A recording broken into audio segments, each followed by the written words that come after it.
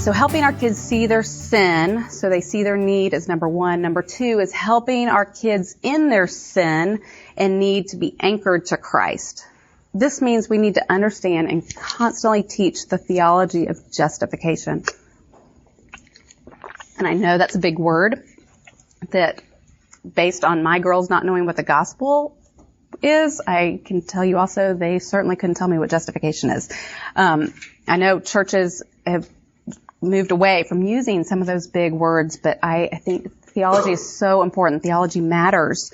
And it needs to be taught, understood, because of how it shapes our understanding of God and ourselves and the world. So the formal definition of justification is being declared right. And when you're declared right at the time of salvation, everything good about Jesus is now good about you. So now God views you as perfect because Jesus was perfect.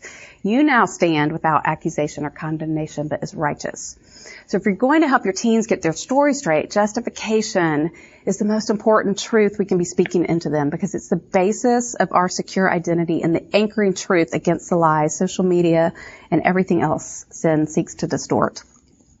I unpack it in FaceTime, exactly what it is. But have y'all ever read Barbara Duguid's book, Extravagant Grace? Are y'all familiar with that?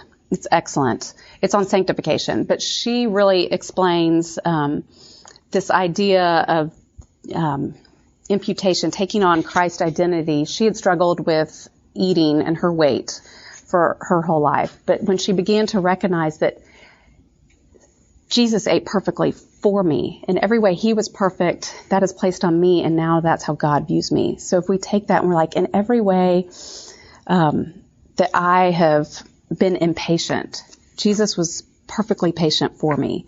In every way I have simply gossiped about other people, Jesus never spoke ill of anybody else for me. Like, that's how God views us, is how he views his son. And I think that when we get that is our true identity, that is secure. And that, so even in our sin as believers, God still views us as he views his son.